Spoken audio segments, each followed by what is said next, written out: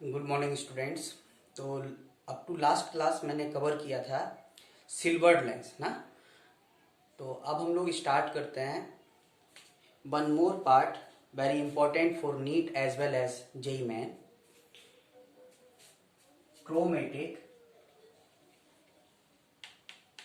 Abrasion.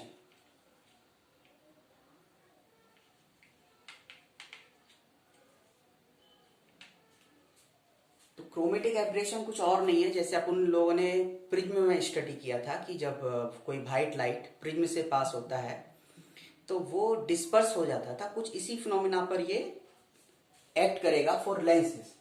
तो lens में क्या होगा कि जैसे सपोज ये लेंस है, ईदर कन्वर्जिंग और डाइवर्जिंग।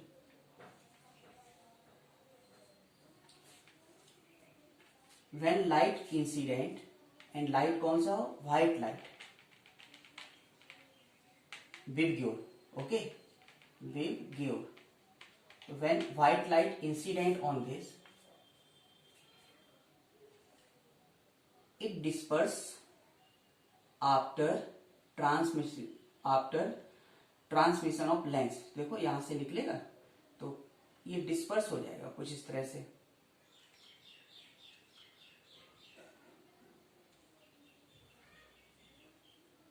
ऐसा तो ये जो डिस्पर्स हुआ ये बेसिकली ये लाइट डिस्पर्स होके जब यहां पहुंचा, ये जो कलर्स होंगे वो इस तरह से आ जाएंगे। तो ये पैरेलल लाइट रे यदि इंसिडेंट था तो ये जो पॉइंट होगा ये करस्पॉन्डिंग, ये डिस्टेंस क्या कहलाएगा, वायलेट कलर का, और ये क्या कहलाएगा, रेड कलर का, और मीन का मतलब येलो कलर के लिए। सेम कंडीशन इधर है, ये डाइवर्जिंग लेंस है। तो डाइवर्जिंग लेंस है तो कन्वर्जिंग हो या डाइवर्जिंग, डेविएशन उसके लिए अभी आया कहां से, यदि हम इसको देखा चाहें तो लेंस मेकर फॉर्मूला क्या था, 1/f mu minus 1 1/r1 minus 1/r2। तो f proportional to 1 mu minus 1। हमें पता है कि mu B greater than mu R, so F B less than F R. इसलिए वायलेट कलर पहले फोकस होगा, रेड कलर बाद में। सेम कंडीशन इधर, यहां पर क्या है, ये डिस्पर्स होगा तो लाइट ऐसे जाएगा, ऐसे बाकी कलर्स इस तरह से स्प्रेड होंगे इसके बीच में। हम सिर्फ तीन ही दिखा रहे हैं, तो यहां पर रेड, येलो और वायलेट। तो वायलेट इधर फोकस होगा तो रेड इधर फोकस होगा, मतलब वर्चुअल है ऐसे। तो ये जो डिस्टेंस आएगा एफ वी का आएगा, और ये वाला जो डिस्टेंस होगा वो रेड कलर का होगा, ठीक है ना। तो इसी फिनोमिना को हम लोग क्या कहते हैं, क्रोमेटिक एब्रेशन। यानी light, white light after passing through the lens it disperse and this phenomena is chromatic aberration। तो कोई पॉइंट भी होगा तो उसका इमेज एक तरह से कहिए लीनियर इमेज बनेगा, और वो भी कलर है ना, जस्ट लाइक ए रेनबो। तो ये हम लोग यहां से फाइंड आउट कर सकते हैं। तो अब इसमें आता है कि जो पॉइंट ऑब्जेक्ट भी होगा तो उसका इमेज इतने में स्प्रेड होगा, और वो कैसा होगा, लीनियर होगा एंड कलर, ठीक है। तो ये सेपरेशन जो कहलाता है अलोंग द प्रिंसिपल एक्सिस है, तो इसको बोलते हैं longitudinal chromatic aberration, LCA।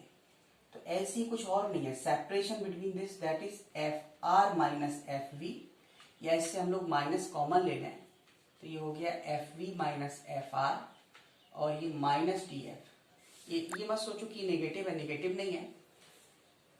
Violet से रेड चलेंगे तो करस्पॉन्डिंग आप कैलकुलेट करोगे ना, तो ये डी एफ का वैल्यू नेगेटिव आएगा।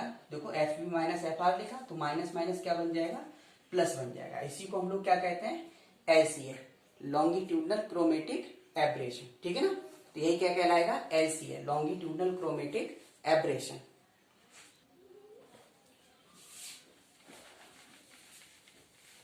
अब इसकी वैल्यू हमें फाइंड आउट करनी है।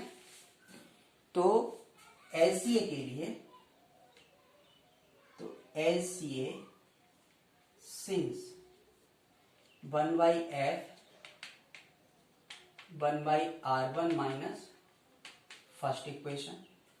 Now d upon df of 1 by f d upon df of mu minus 1 by r1 minus 1 by r2.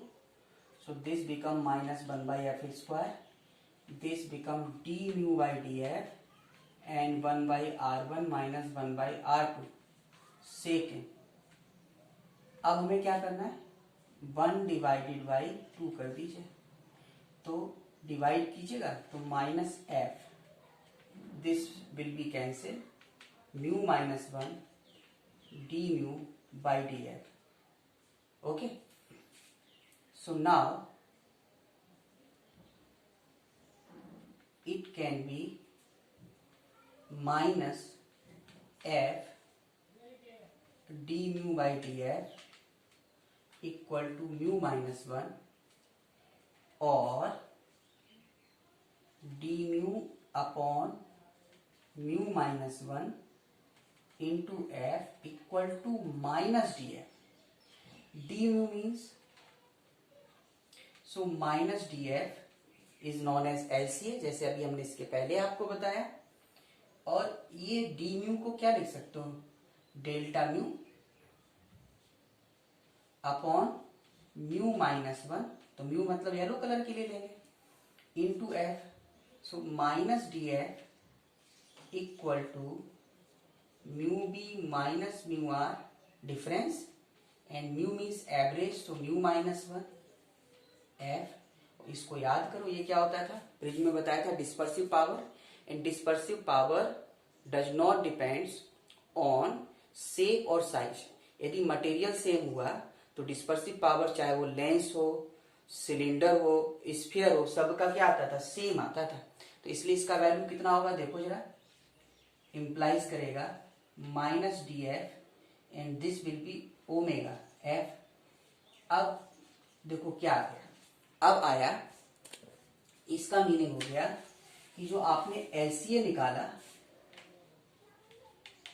वो कितना है, minus D F equal to omega into F. अब एफ किसका लेंगे, ये वाला है, ओमेगा आपको पता है डिस्पर्सिव पावर, और एफ फोकल लेंथ. अब फोकल लेंथ की बात किया जाए तो 1 by F equal to mu minus 1 by R1 minus 1 by R2 है, तो हमको ये कंफ्यूजन रहेगा कि फोकल लेंथ किस कलर के लिए लेना है. तो यदि हम ओवरऑल फोकल लेंथ की बात करेंगे तो इसका मतलब एवरेज फोकल लेंथ, तो एवरेज फोकल लेंथ किसके लिए मानते हैं, येलो कलर के लिए, या गिवन रहेगा वो डाटा आपको लेना है. अदरवाइज वायलेट के लिए अलग होगा, रेड के लिए अलग होगा. तो F will be focal length of lens. चलो ये हो गया. अब इसमें एलसीए को हमें रोकना है. जैसे हमने आपको प्रिज्म में बताया था कि प्रिज्म का यूज दो तरीके से कर सकते हैं, deviation without dispersion, dispersion without deviation. ऐसे लेंस में ये क्रोमेटिक एब्रेशन तो करा ही रहा है, पर इस क्रोमेटिक एब्रेशन को हम लोग रोकना चाहते हैं, तो कैसे खत्म कर सकते हैं, तो उसके लिए देखें, तो क्रोमेटिक एब्रेशन को यदि हमें खत्म करना है तो क्रोमेटिक एब्रेशन को खत्म करने के लिए हम कॉम्बिनेशन यूज करेंगे. तो कॉम्बिनेशन ऑफ लेंसेस बहुत इंपॉर्टेंट है नीट और जेईई मेन के लिए, ठीक है ना. तो कॉम्बिनेशन ऑफ लेंसेस के लिए सपोज 2 लेंस यूज किया, तो 1 by F equal to 1 by F1 plus 1 by F2.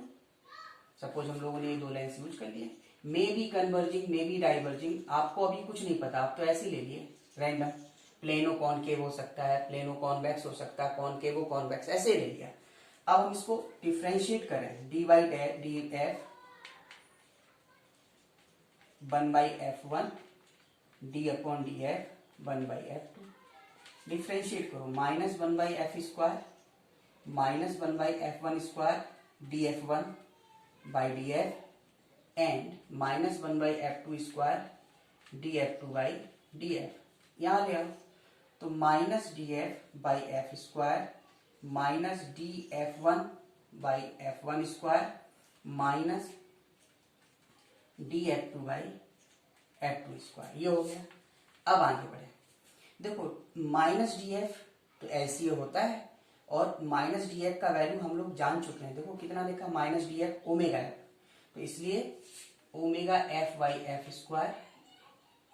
Similarly D F one means first lens का, तो omega one F one by F one square, omega two F two by F two square, so it will be omega by F omega one by F one plus omega two by F to. तो इस तरह से हम क्या कर सकते हैं, combination find out कर सकते हैं लेंसेज का, जिसमें ओमेगा है, ये जो ओमेगा है equivalent dispersive power and F equivalent focal length, yo equivalent focal length. Okay, clear. अब हम यानी इस चैप्टर में हमने आपको इतना कुछ बताया फिलहाल, लेकिन जो आपको याद रखना है वो मैं आपको बताता हूं फॉर्मूला, क्योंकि डायरेक्ट क्वेश्चन फॉर्मूला बेस्ड जाता है। तो अब आपको ये एलसीए जो हुआ वो हुआ माइनस डी एफ, जिसका value F R minus F D था, और ये हो गया ओमेगा एफ, और कॉम्बिनेशन जो हुआ वो 1/f फोकल लेंथ के लिए, तो ये पुराना फॉर्मूला है, और डिस्पर्सिव पावर के लिए omega by F equal to, बस ये तीन फॉर्मूले से रिलेटेड क्वेश्चन बनता है। अब क्वेश्चन कैसे बनेगा, एग्जांपल देखें। To lenses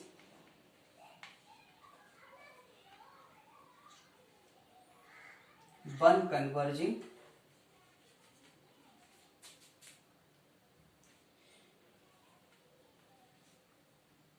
converging omega suppose 0.3 and focal length 20 cm। देखो इस साइन कन्वेंशन मैं नहीं लिख रहा हूं, साइन कन्वेंशन हम लोग क्वेश्चन सॉल्व करेंगे तब देखेंगे। And another diverging omega 0.2 and equivalent focal length 40 cm, sorry, and focal length 40 cm. So two lenses, one converging and another diverging, are in contact. Then calculate equivalent focal length and dispersive power of lens. तो ए part, अच्छा ये फॉर्मूले का मतलब ये नहीं कि आप ये वाला फॉर्मूला अप्लाई करोगे तो ये वैलिड नहीं होगा, ये भी है ये भी है। तो इक्विवेलेंट फोकल लेंथ में तो यही लिखना है 1/f1 plus 1/f2, so 1/f equal to 1/f1। Focal length of first कितना है, कन्वर्जिंग है तो +20, एंड सेकेंड डाइवर्जिंग है तो it's focal length is -40। Okay, so focal length will be plus का 20 cm। तो इक्विवेलेंट लेंस कैसे काम करेगा, focal length 20 cm and behave as a converging lens, ये हो गया। अब आते हैं हम लोग B part, equivalent dispersive power, so it will be omega by F equal to omega 1/f1 plus omega 2/f2। So omega नहीं पता पर ओमेगा एफ निकाल चुके 20, omega 1 0.2 and f1 omega 1 sorry 0.3 and converging, so it will B +20, omega 2 0.2 and it will B diverging, देखो it's focal length is -40। इसको अब हम लोग सॉल्व करें, तो इसको जब आप सॉल्व करोगे तो देखो क्या आ रहा है, क्रॉस मल्टीप्लाई करें, so omega will be 0.3 minus 0.1, सो कितना हो जाएगा 0.2। तो तो equivalent dispersive power will be 0.2। Okay, अब नेक्स्ट देखें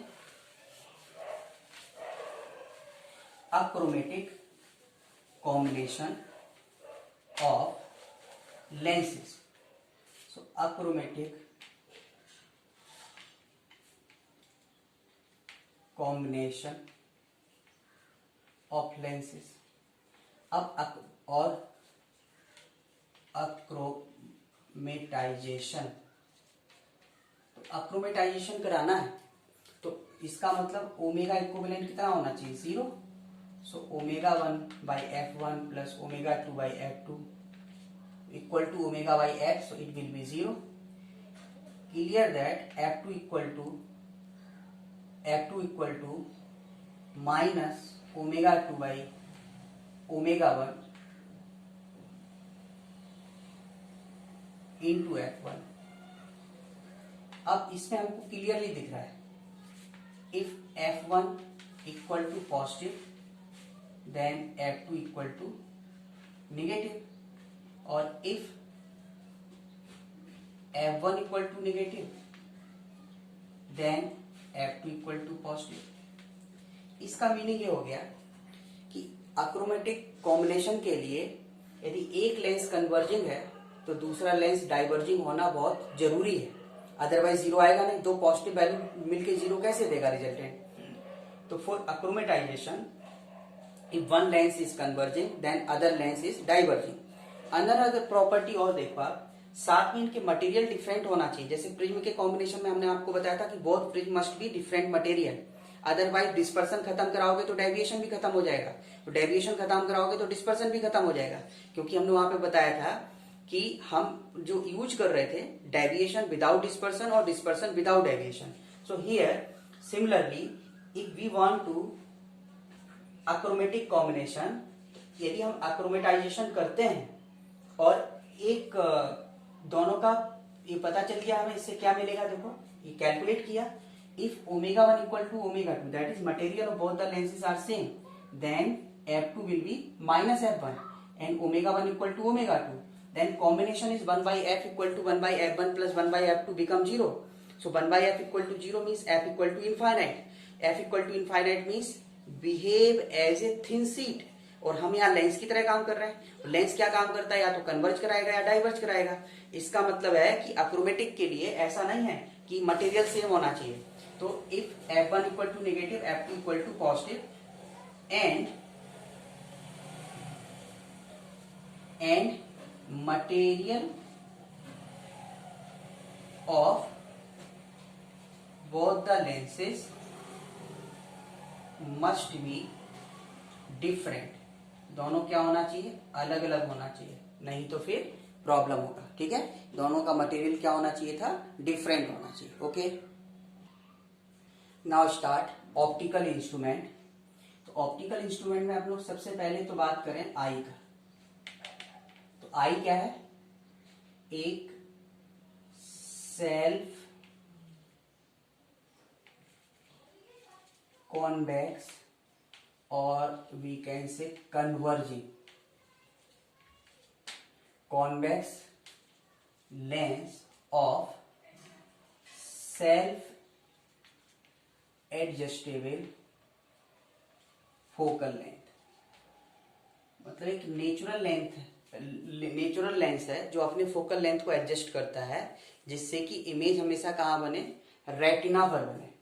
कहने का मतलब है कि ऑब्जेक्ट दूर हो या पास में, जैसे nearby object, near point object है, image form at retina, again यही रेटिना पे बनाएगा। और यदि डिस्टेंट ऑब्जेक्ट है, ऑब्जेक्ट डिस्टेंस पर है, तो भी अपने फोकल लेंथ को ऐसे एडजस्ट करेगा कि again image form at retina, again form at, तो ये far point object, again image form at retina. अब यदि इमेज रेटिना पर ना बने, रेटिना के पहले बन जाए या बाद में बन जाए, तो इमेज क्या होगा, रेटिना एक स्क्रीन की तरह काम करेगा। तो जब इमेज रेटिना पर नहीं बनेगा तो उस केस में पहले बने या बाद में बने तो लाइट तो पहुंचेगा, तो इमेज हमें कैसा दिखेगा, ब्लर्ड दिखेगा। अच्छा, आई से जो इमेज बनता है, आई हमेशा इमेज कैसा बनाता है, ध्यान रखना, एक कॉन्वेक्स लेंस है, इमेज इसका रियल बन रहा है, क्योंकि देखो स्क्रीन पे आ रहा है, स्क्रीन का मतलब है रेटिना पर आ रहा है, दूसरे साइड आ रहा है, तो इमेज हमेशा कैसा बनेगा, रियल बनेगा, इन्वर्टेड बनेगा, रियल बनेगा, इन्वर्टेड बनेगा। अच्छा, साथ में इन्वर्टेड बना, रियल बना, लेकिन इन्वर्टेड बनता है, लेकिन हमारा जो नर्वस सिस्टम है, ठीक है ना, जो भी सेंसेशन है, जो सिग्नल्स जाते हैं हमारे माइंड के ऊपर, उनको उस आई के साथ इस तरह से कनेक्ट किया हुआ है कि इमेज जब उल्टा बनेगा तो उनको सीधा अपीयर होगा। तो इमेज जो बनता है हमारे रेटिना पर, हम किसी चीज को देखते हैं वो उल्टा बनता है, लेकिन हम उसको देखते कैसे हैं, दिखता हमें कैसे, सीधा दिखता है। ये क्या है, ये भगवान का दिया हुआ सब कुछ है ना, नर्वस सिस्टम ऐसे है। लेकिन लेंस में ऐसा नहीं है, उल्टा होता है तो उल्टा दिखता है, लेकिन हमारे आई के रेटिना पर जो इमेज बनेगा वो हमेशा उल्टा बनता है, लेकिन हमको कैसे दिखेगा, सीधा दिखेगा। समझ गया ना। अच्छा, तो इमेज यदि यहां ना बन के पहले बने या बाद में बने तो फिर क्या हो जाएगा, ब्लर्ड इमेज दिखेगा। तो उसको, उसकी वजह से क्या होता है, आई के डिफेक्ट शुरू हो जाते हैं। मान लीजिए आई में कुछ ऐसा प्रॉब्लम आ गया कि उसके जो नर्व्स हैं, ठीक है ना, वो क्या कर रहे हैं कि अपने फोकल लेंथ को एडजस्ट नहीं कर पा रहा है एक लिमिट के बियॉन्ड, तो फिर प्रॉब्लम आना शुरू हो जाता है, तो उससे डिफेक्ट आना शुरू हो जाते हैं। तो डिफेक्ट, जो इससे डिफेक्ट आने हैं वो 4 डिफेक्ट आने हैं, है ना। तो जो आई डिफेक्ट है,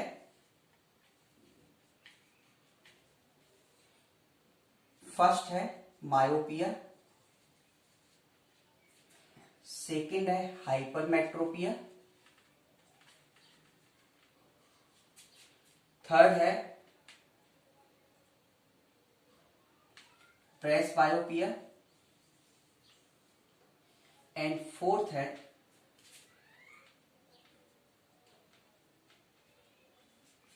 एस्टिग्मेटिज्म। देखो, जो मायोपिया है ये बेसिकली क्या होता है कि मायोपिया, इसको हम लोग शॉर्ट साइटेडनेस भी बोलते हैं, शॉर्ट साइटेडनेस, मतलब इसमें नियर ऑब्जेक्ट तो हम लोग देख पाते हैं पर फार पॉइंट ऑब्जेक्ट नहीं देख पाएंगे। In myopia we can see nearby object पर फार पॉइंट वाले नहीं देख पाएंगे।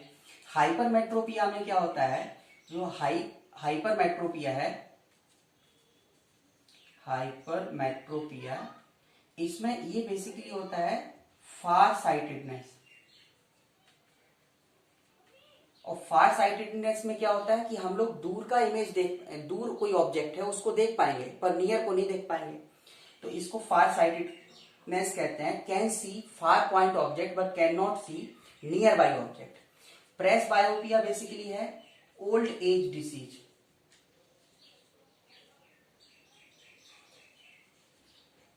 ये बेसिकली क्या है, ओल्ड एज डिसीज है। और ओल्ड एज डिसीज में क्या होता है कि neither can see nearby object nor far point object, तो ना तो हम इसमें पास का देख पाते हैं सही से, ना ही दूर का देख पाते हैं। एस्टिग्मेटिज्म जो है, इस एस्टिग्मेटिज्म में क्या करते हैं हम बेसिकली, ये कैन नॉट सी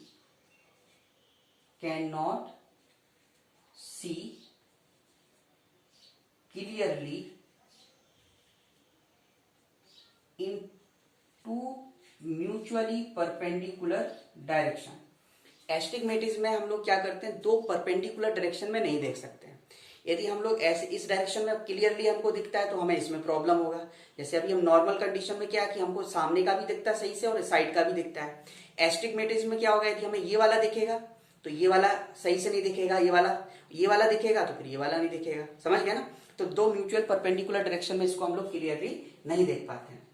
तो ये 4 डिफेक्ट्स हैं। अब मायोपिया, जो ये तो डेफिनेशंस में आ जाते हैं ऑब्जेक्टिव क्वेश्चंस बनाने के लिए, प्रेसबायोपिया क्या है, एस्टिग्मेटिज्म क्या है, लेकिन जो न्यूमेरिकल क्वेश्चंस बनते हैं वो मायोपिया और हाइपरमेट्रोपिया का ही बनता है। तो पहले हम मायोपिया का करेक्शन देखें कि मायोपिया का जो करेक्शन हो सकता है कि कैसे हो सकता है।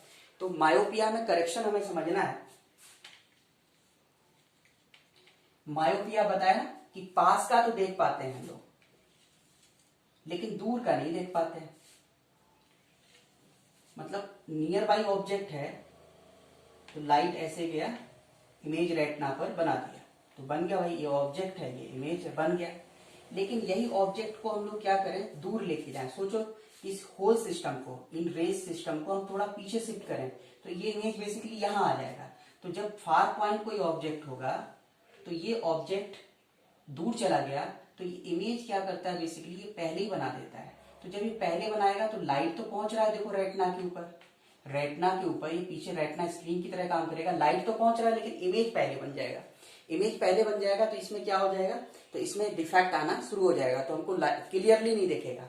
इसके बाद जो दूसरा आता है पार्ट, अब हमको इसको करेक्टनेस करना है, मतलब नियर बाई में तो कोई प्रॉब्लम है ही नहीं, डिस्टेंट ऑब्जेक्ट के लिए प्रॉब्लम आ रहा है। तो क्या किया जाए कि इसका इमेज यहाँ पे बने, तो ऑब्वियस इस रेस को हमें और स्प्रेड करना है, फैलाना है, डाइवर्ज कराना है। तो डाइवर्ज कैसे हो सकता है, हम जब इसके करेक्शन के लिए हम कौन सा लेंस यूज करें, हम लोग इसके लिए यूज करें डाइवर्जिंग लेंस। तो डाइवर्जिंग में क्या होगा, जैसे ये है आई, ये लेंस, यदि हम इसकी पहले डाइवर्जिंग लेंस यूज करें तो देखो जो लाइट रे ऐसे जा रहा था तो ये लाइट को ऐसे स्प्रेड करेगा, ये किया। अब इसके बाद अब ये कन्वर्ज करा के, क्योंकि आई तो हमेशा कॉन्वेक्स की तरह काम करेगा, तो जितना यहाँ पर ये कन्वर्ज हो रहा था पहले, इसको फैला दिया जिससे कि ये बाद में यहाँ कन्वर्ज हो। तो इसमें कौन सा, तो ये करेक्टेड आई है, तो ये बेसिकली है करेक्टेड आई। और इसके लिए हम कौन सा यूज कर रहे हैं, कॉनकेव, और कहिए डाइवर्जिंग लेंस यूज। तो मायोपिया डिसीज दूर करने के लिए हमेशा क्या करेंगे, हम लोग डाइवर्जिंग लेंस यूज करेंगे। ऐसी सेकंड है हाइपर मेट्रोपिया। तो हाइपर मेट्रोपिया में क्या करते हैं, हाइपर मेट्रोपिया में हम लोग पास का नहीं देख पाते हैं, डिस्टेंट ऑब्जेक्ट देख पाते हैं। मतलब इसमें क्या है कि दूर का तो उनको बड़ा क्लियरली दिखेगा, जैसे लाइट रे ऐसे गया, डिस्टेंट ऑब्जेक्ट है, इमेज यहां बनाया रेटिना पे, कोई प्रॉब्लम नहीं है, ये बना। लेकिन जैसे हम इसको पास में लेके आए, तो जब पास में लेके आए तो ये क्या करा, देखो इस होल सिस्टम को सोचो ना, ऑब्जेक्ट इनफाइनाइट से हम पास लेके आएंगे, तो इसने क्या कर दिया कि इमेज पीछे बना दिया। अब पीछे बना दिया तो अब फिर प्रॉब्लम है, इमेज तो हम यहाँ रेटिना पे जाएंगे तभी से अच्छे से दिखेगा। तो इसको हम लोग क्या बोलेंगे, तो उस केस में जो इमेज, ये जो डिफेक्ट है वो हाइपरमेट्रोपिया। अब इसको हमें इमेज इसका यहीं पे बनाना है, कहां पर, रेटिना पर। तो रेटिना पर बनाने के लिए क्या होगा, अभी लाइट को और कन्वर्ज कराना है। तो कन्वर्ज कराना है, इसका मतलब क्या हो जाएगा, यहाँ पर हमको कन्वर्जिंग लेंस यूज करना पड़ेगा। अब कन्वर्जिंग, प्लेनो कॉनकेव, कॉन्वेक्सो कॉनकेव, कुछ भी हुआ, तो जो ये ऑब्जेक्ट जा रहे हैं, ये क्या किया, लाइट को इधर पहले कन्वर्ज कर दिया और उसके बाद फिर इसने यहाँ रेटिना पर बना दिया, तो इमेज यहाँ पे बनेगा। मतलब इसको पहले ही कन्वर्ज करा देना है। तो इसके लिए करेक्टेड आई है, और इस करेक्टेड आई में क्या कर रहे हैं हम लोग, करेक्टेड आई में जो यूज कर रहे हैं वो कन्वर्जिंग लेंस यूज। इसमें क्या यूज करेंगे, कन्वर्जिंग। अच्छा, अब जो थर्ड डिसीज हमने आपको बताया, तो थर्ड डिसीज कौन सा बताया, थर्ड डिसीज हमने आपको बताया है प्रेस बायोपिया। तो देखो प्रेस बायोपिया में क्या करना है, इसमें तो ये ओल्ड एज डिसीज है, इसमें ना तो डिस्टेंस मतलब दूर का ऑब्जेक्ट दिखता है हमको सही से, ना पास का दिखता है। तो प्रेस बायोपिया में हम कौन सा लेंस यूज करेंगे, ऑब्वियस है डबल लेंस यूज करना पड़ेगा, क्योंकि हमें दूर का भी क्लियरली देखना है, पास का भी क्लियरली देखना है। अब जरा ऐसा सोचो कि हम दूर का देखते हैं तो हमारी आईज क्या रहती है, ऐसे नॉर्मल कंडीशन में अप साइड रहती हैं। पास का देखते हैं तो हम क्या करते हैं, पास का देखने के लिए हमारी नजर कहाँ हो जाती है, झुक जाती है। मतलब अब जब हम दूर का देखने में प्रॉब्लम हो रहा है, तो लेकिन दूर का देखते हैं तो आईज कहाँ होती है, डिस्टेंस, मतलब डिस्टेंट ऑब्जेक्ट को देखने के लिए जहां प्रॉब्लम आ रहा है वो कौन सा, इसमें आ रहा है। तो इसका मतलब जब हम दूर का देखते हैं तो हमारी आंखें ऊपर रहती हैं, तो इसको करेक्ट करने के लिए कौन सा लेंस यूज कर रहे हैं, कॉनकेव, और समझ गए ना, यहां पे कौन सा यूज कर रहे हैं, डाइवर्जिंग। तो इसका मतलब है कि प्रेस बायोपिया में अपर पोर्शन ऑफ लेंस जो बनेगा वो कैसा होगा, डाइवर्जिंग। अच्छा, जब अब इसमें पास का भी नहीं दिख रहा है, तो पास का किस में नहीं दिख रहा है, देखो पास का हमें इसमें नहीं दिख रहा है, तो ये कौन सा हाइपरमेट्रोपिया। और इसको करेक्ट कैसे किया था हमने, कन्वर्जिंग लेंस लगा के। तो पास देखते हैं तो आंखें क्या होगा, नजरें हमारी जो ऐसे होती हैं वो कहाँ होती है, पास में रहेंगी, तो नीचे रहेंगी। तो नीचे वाला लेंस कैसे दिखा करेक्ट करें हम इससे, तो एंड लोअर पोर्शन क्या होगा, लोअर पोर्शन ऑफ लेंस कैसा बनाए, कन्वर्जिंग बनाए, ये हो, ठीक है ना। तो ये लोअर पोर्शन हमें कन्वर्जिंग बनाना पड़ेगा। इसके अलावा जो लास्ट डिसीज था वो था, कौन सा बताया था अभी हमने आपको, एस्टिग्मेटिज्म। तो इसके करेक्टनेस के लिए एस्टिग्मेटिज्म, इसका करेक्टनेस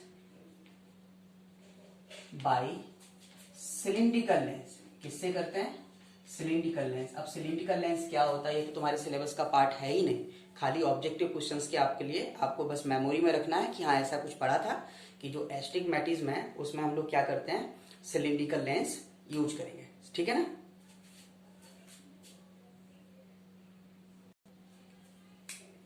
देखो near point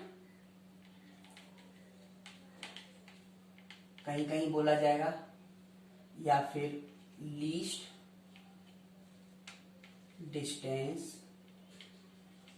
of distinct vision, इसको सिंपली एलडीवी कहते हैं, least distance of distinct vision. और ये होता है डी, और डी मतलब हुआ 25 cm। इसमें क्या होता है कि जो आई होता है वो स्ट्रेन्ड होता है। आप कभी नोटिस करना कि हम लोग जब दूर देखते हैं तो आंख रिलैक्स होता है, पास में जब कोई चीज होती है ना तो फिर आई पे प्रेशर पड़ता है। तो इसमें आई क्या होता है, स्ट्रेन्ड होता है। और जो फार पॉइंट होता है ये, इसका मतलब है इंफिनिटी डिस्टेंस। फार पॉइंट का मतलब जो भी ऑब्जेक्ट है वो कहां पे, इंफिनिटी पर, या इमेज हम बना रहे हैं फार पॉइंट पे तो इसका मतलब इंफिनिटी पे बना रहे हैं। और इसमें आई क्या होता है, रिलैक्स होता है ना। तो जब भी हम कभी कोई स्टडी करेंगे, एनालिसिस करेंगे, तो उसमें इमेज जब भी बनाएंगे वो कहाँ बनाएंगे हम लोग, डी से लेके, हम देखना चाहते हैं ना तो मिनिमम डिस्टेंस 25 cm होना चाहिए, और फिर बाकी उसके बाद कुछ ना भी, कुछ भी हो सकता है इंफिनिटी तक, तो डी टू इंफिनिटी हो जाएगा। तो ये फार पॉइंट होगा। तो अब आते हैं हम लोग ऑप्टिकल इंस्ट्रूमेंट।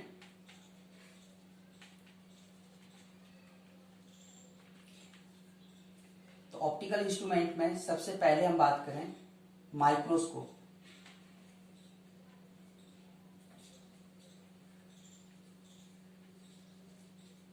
तो माइक्रोस्कोप में आता है सिंपल एंड कंपाउंड। सिंपल तो सिंपली क्या होता है, इसको मैग्नीफायर भी बोलते हैं,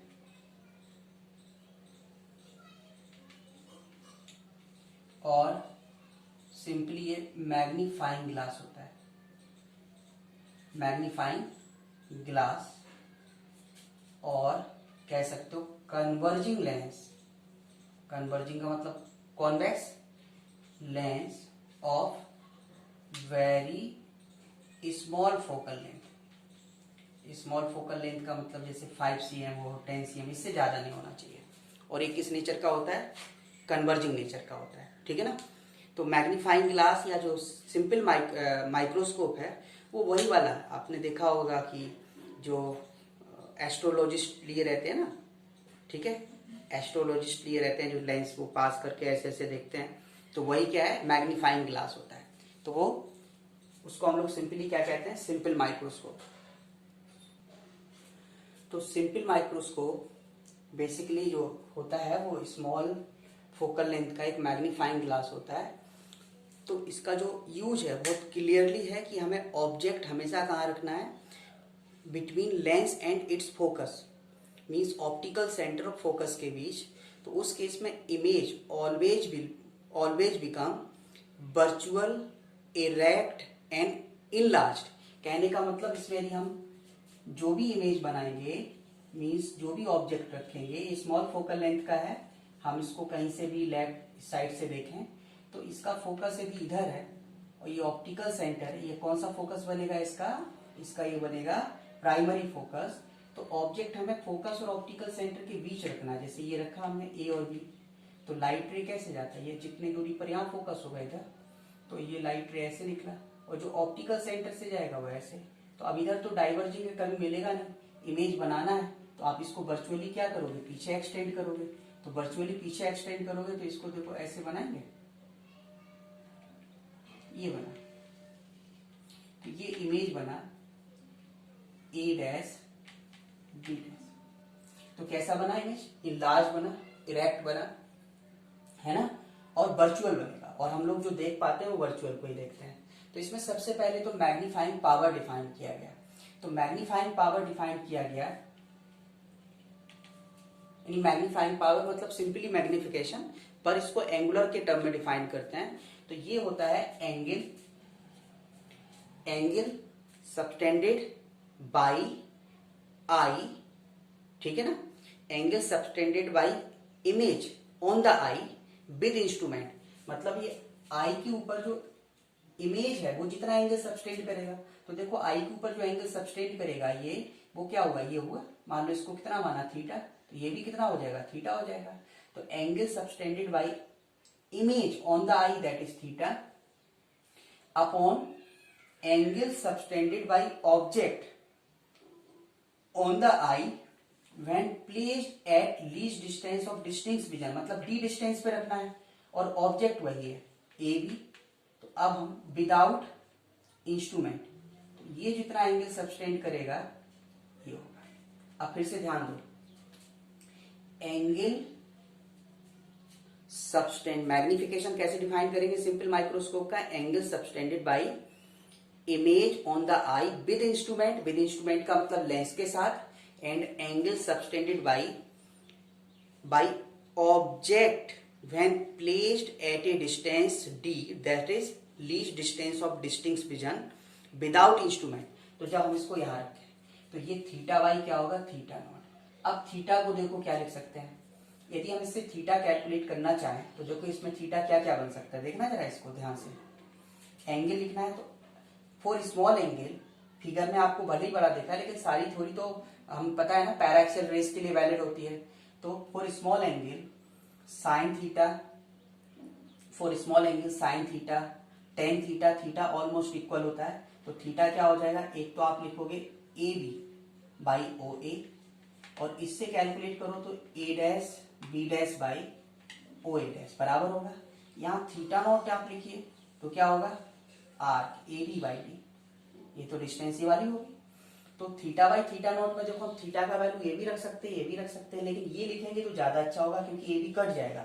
तो मैग्नीफाइंग पावर इसका एम पी और एम जो भी आपने लिखना है वो कितना हो जाएगा, A B by O A and theta naught A B by D. तो मैग्नीफाइंग पावर हो गया D upon O A. O A means distance of object, तो डिस्टेंस ऑफ ऑब्जेक्ट ये वाला नहीं, ठीक है ना, ये जो हमने, हाँ डिस्टेंस ऑफ ऑब्जेक्ट, तो देखो ओ ए ये वाला आ रहा है, तो ये डिस्टेंस ऑफ ऑब्जेक्ट क्या होता है, यू होता है। तो इसको हम लोग मैग्नीफाइंग पावर में क्या लिखेंगे, डी अपॉन यू। थोड़ा और इसको जनरलाइज कर लो तो और भी अच्छा होगा, प्लस डी अपॉन यू हो जाएगा, प्लस का डी अपॉन यू। अब डी अपॉन यू जो हम लोग लिख रहे हैं ये जनरल फॉर्मूला हो गया, तो इसका मैग्नीफाइंग पावर हो गया डी अपॉन यू। प्लस इसलिए याद रखना है क्योंकि आपको पता है इरेक्ट इमेज है, basic definition of magnification height of image by height of object, तो वो क्या रहेगा, पॉजिटिव रहेगा, तो इसलिए पॉजिटिव रहेगा, इसलिए आप क्या लिखोगे, प्लस डी बाई यू। अब देखो ये मैग्नीफाइंग पावर का हम फॉर्मूला लिख लिए, लेकिन इसमें साइन कन्वेंशन यूज नहीं होगा। साइन कन्वेंशन कब यूज करेंगे, जब हम लोग फॉर्मूला यूज करेंगे 1/f equal to 1/v plus 1/u, otherwise आप डायरेक्ट इसी को यूज करोगे, ठीक है ना। तो वैसे भी मैग्निफिकेशन क्या है, प्लस है। अब मैग्नीफाइंग पावर तो फाइंड आउट कर लिया, अब हम लोग पहला केस लेते हैं for near point. Near point means जो इमेज है हम लोग देख रहे हैं ना, तो नियर पॉइंट का मतलब कितना देख सकते हैं, 25 cm। तो नियर पॉइंट के लिए image form at least distance of distinct vision that is D. So formula, lens is converging, so 1/f equal to 1/v minus 1/u, 1 by plus f 1/v इसी साइड बनेगा, सो it will be minus D. You इसी side है तो minus you, ऐसे था ना lens में, ये ऑब्जेक्ट था और ये इमेज बन रहा था, तो दोनों यही आएगा, ये लिखोगे। हम लोग D by you find out कर सकते हैं, तो बोथ साइड्स डी का मल्टीप्लाई करो, तो D by F minus one minus minus plus D by you, so D by you will be 1 plus d by f, so magnifying power will be 1 plus d by f, because general formula is this, so magnifying power nearby object के लिए इधर हो गया, इतना हो गया। अब हम लोग सेकेंड देखें 4, अब इसी तरह से सेकेंड 4 फार पॉइंट, तो फार पॉइंट के लिए क्या है, जो इमेज बनाना है वो कहाँ पे बनेगा, एट इंफिनिटी।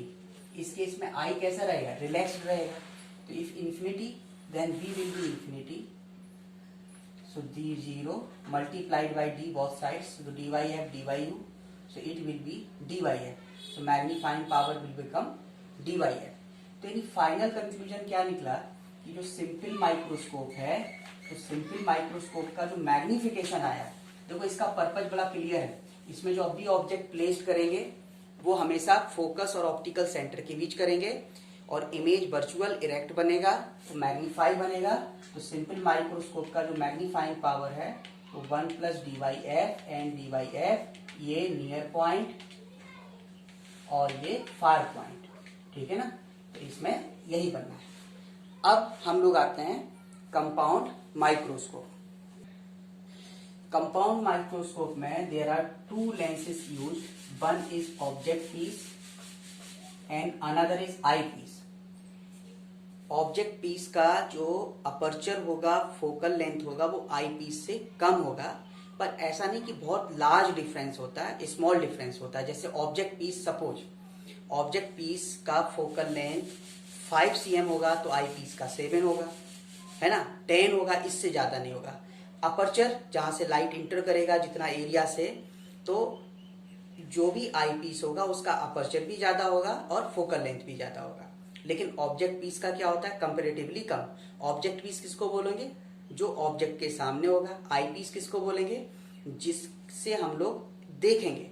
तो यहां पर इसमें यदि ये ऑब्जेक्ट पीस है तो यहां पर ऑब्जेक्ट हमेशा इससे एफ और 2f डिस्टेंस के बीच रखा जाता है। तो ये 2f हुआ तो यहां कहीं रखा, तो जब हमने यहां कहीं रखा तो मान लो ये ए बी ऑब्जेक्ट है, बी का देखो लाइट ऐसे गया तो इसके फोकस से पास होगा सेम डिस्टेंस पर, ये मान लो इतना आया तो ऐसे निकला, और इसी तरह यहाँ गया तो ये इमेज यहाँ बना दिया इसमें। मतलब ए बी का इमेज कहाँ बना, ये बना, इंटरमीडिएट इमेज बनेगा। तो सपोज ये B1 हुआ और ये क्या हुआ, A1 बन गया ये इसका हो गया, इसका ऑब्जेक्ट पीस का।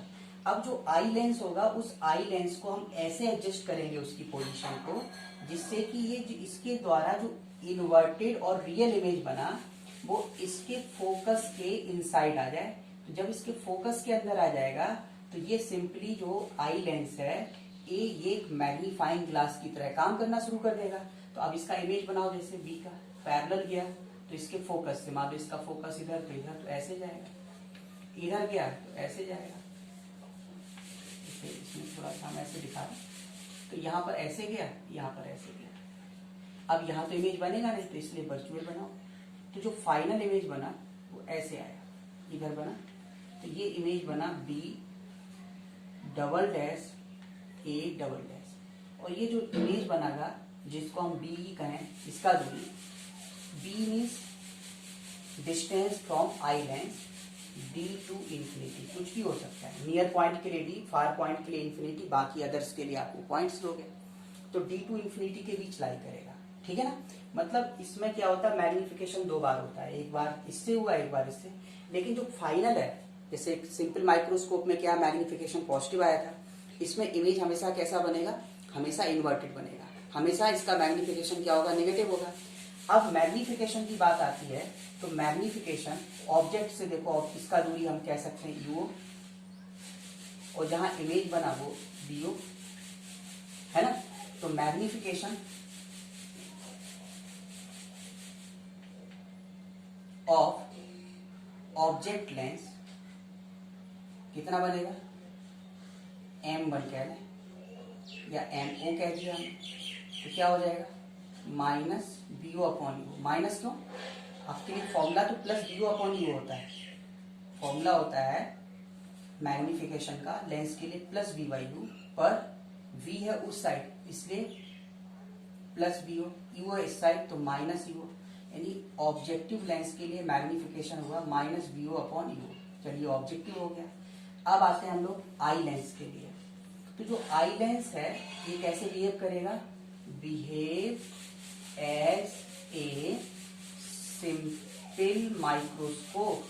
तो जब ये सिंपल माइक्रोस्कोप की तरह काम कर रहा है तो सिंपल माइक्रोस्कोप में क्या होगा, सिंपल माइक्रोस्कोप में तो यही था ना कि हम लोग ऑब्जेक्ट को रखते थे कहाँ पर, फोकस, जैसे ये फोकस किसका हुआ Fe आई लेंस का, तो फोकस और ऑप्टिकल सेंटर के बीच रखते थे, तो इस तरह से बनेगा। तो ये कंपाउंड माइक्रोस्कोप में आई लेंस क्या होगा, सिंपल माइक्रोस्कोप की तरह काम करेगा। तो इसका मैग्निफिकेशन हम लोग फाइंड आउट कर चुके हैं, कितना था, इधर 1 प्लस dy और dy। अब f किसका, आई लेंस का, तो Fe लिखिए। ये किसके लिए था, नियर पॉइंट, और स्ट्रेंड आई ये किसके लिए था, फॉर फार पॉइंट, और ठीक है फार पॉइंट और रिलैक्स्ड आई। तो अब ये दोनों मिलके लेंस, ये दोनों लेंस ऑब्जेक्ट और आई लेंस मिलके क्या बना रहा है, ये दोनों मिलके बना रहा है कंपाउंड माइक्रोस्कोप। इसलिए magnifying power of compound microscope basically होगा MO into ME। Successive lens कहीं रखे हो है ना, तो उनसे सक्सेसिव रिफ्रैक्शन हो रहा है, तो फाइनल मैग्निफिकेशन क्या हो जाता है लेंसेज से, M1 into M2 into M3 into M4 ऐसे मल्टीप्लीकेशन से जाते हैं। तो ये मैग्नीफाइंग पावर क्या बना, फाइनली बना minus BO upon euro 1 plus dy Fe and BO upon euro minus और dy Fe। ये किसके लिए है, फॉर नियर, और ये फार पॉइंट है ना। तो ये दोनों के लिए हम लोग इस तरह से फाइनल मैग्निफिकेशन फाइंड आउट कर सकते हैं। ओके, अब आते हैं लेंथ ऑफ कंपाउंड माइक्रोस्कोप। तो ये बेसिकली क्या होता है, distance between both of lenses is known as compound microscope, यानी ये हो गया सेपरेशन बिटवीन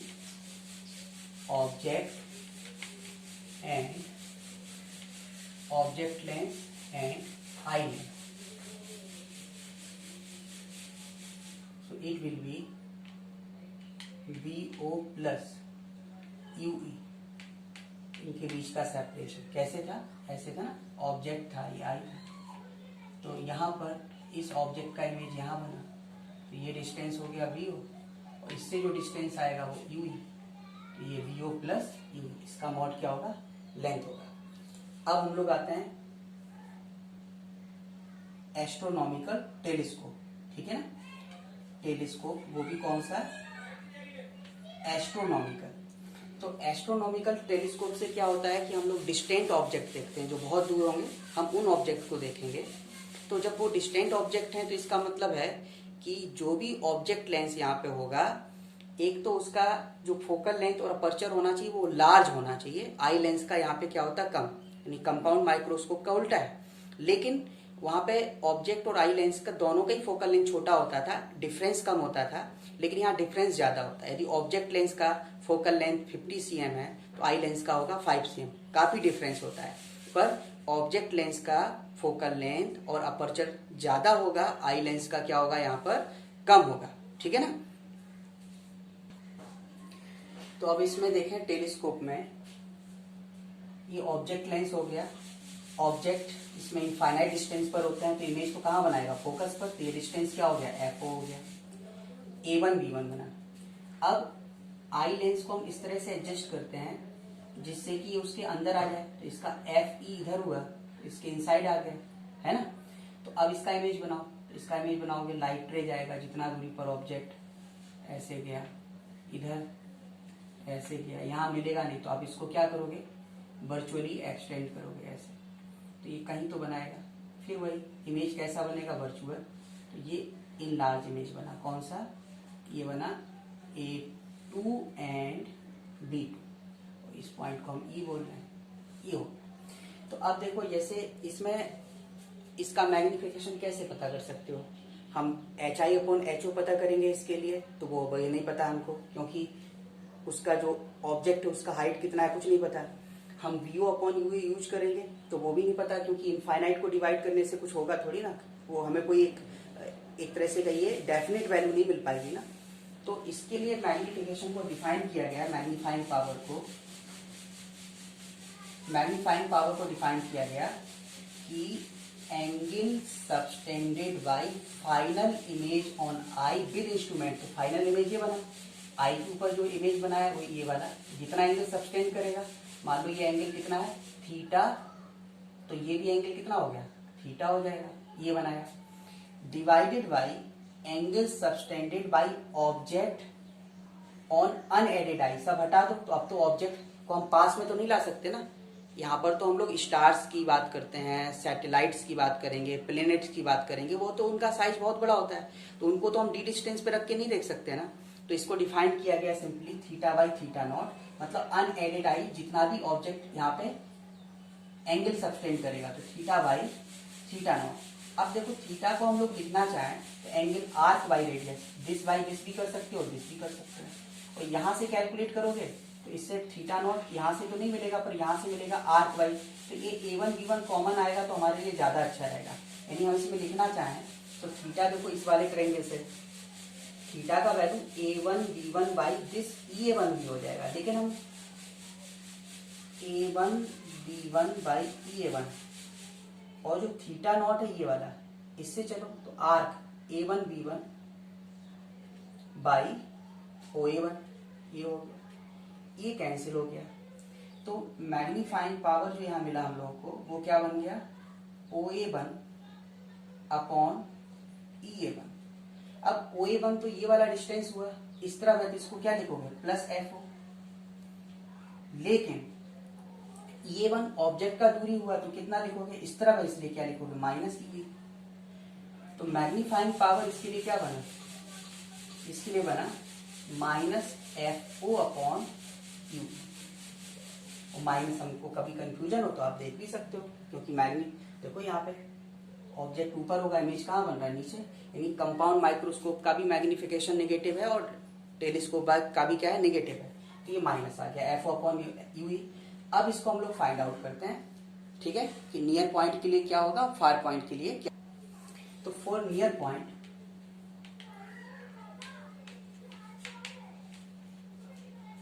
इमेज कहाँ बनेगा D पर, कहाँ से I से, तो 1/f equal to 1/b minus 1/e plus का FE प्लस यानी minus D and 1/- minus UE। Okay, तो ये क्या बन जाएगा, देखो यहाँ पे ये FO अपॉन FE मल्टीप्लाई कर दें FO का, तो ये 1/FE minus 1/D plus 1/UE। FO का मल्टीप्लाई करो तो FO अपॉन FE, ओके, या इससे UE कैलकुलेट कर लो, UE कैलकुलेट करोगे तो देखो क्या है, इसको यहाँ लेके आओ प्लस हो जाएगा, तो हो जाएगा FED upon FE plus D, ये हो गया। अब देखो इस मैग्नीफाइंग पावर लिखा है ना, इसमें वैल्यू रखो, ये कितना बन जाएगा, इसलिए magnifying power minus FO upon UE, तो it will be minus FO और UE कितना हुआ FED upon FE plus D, और अरेंज करो तो ऐसे कह सकते हैं माइनस FO अपॉन FE और D को डिवाइड करो तो 1 प्लस FE बाई D, ये आ जाएगा। सिमिलरली फॉर फार पॉइंट हम चाहते हैं कि फाइनल इमेज हम रिलैक्स होके देखें, मतलब हम लोग इनफाइनाइट डिस्टेंस पे देखेंगे, तो for far point 1/f equal to 1/v minus 1/u, image will form at infinity minus UE, so UE is equal to FE, so magnifying power minus FO upon UE that is minus FO upon F। अच्छा, जो problems रहेगा उसमें ये नहीं रहेगा कि magnification power इसका -5 है, -12 है। न्यूमेरिकल्स में दे रखा होगा कि मैग्नीफाइंग पावर 5 है। अब वो प्लस होता है माइनस, आपको याद रखना है।